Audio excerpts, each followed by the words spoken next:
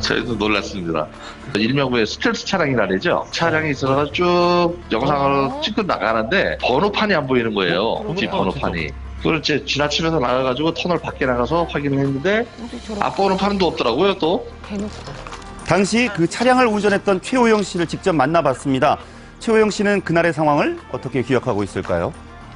왜 이렇게 불법적으로 번호판을 이렇게 달고 운행을 하시냐. 이건 자동차관리법 위반이니까 내려가지고 조사를 받으셔야 된다고 이렇게 말씀하시더라고요. 자, 번호판이 없는 것처럼 보였던 최호영 씨의 차량.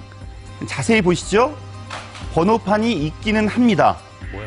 그런데 종이로 번호판이 만들어져 있었습니다. 안 되잖아요. 종이로. 도대체 어떻게 이런 일이 생긴 걸까요? 종이요? 그 임시번호판 다른 차량에 붙어있던 그 임시번호판 그거를 뒤집어가지고 거기다 A4 용지를 붙여서 수기로다가 임시번호를 쓴 상태였어요.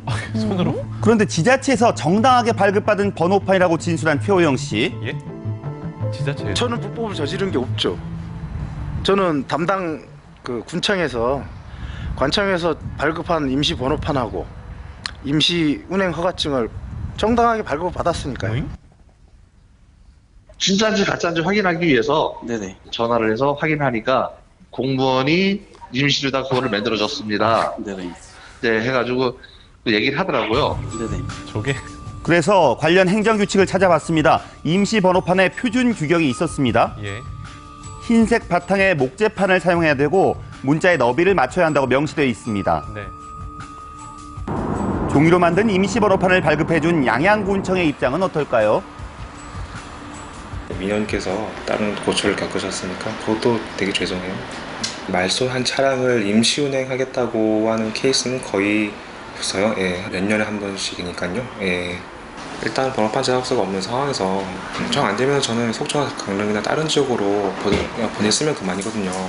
뭐 그렇게 가기보다는 내가 부족하게나마 만들어 드리는 게 민원인 입장에서는 더 좋지 않을까 싶어서 만들어 드렸는데 이렇게 일이 커지게 될 줄은 몰랐어요. 그러셨구나. 비단 양양군청의 문제만은 아니었습니다. 다른 지자체에서도 똑같이 발급받은 적이 있었다고 합니다. 그런데 종이로 만든 임시 번호판도 효력이 있는 걸까요?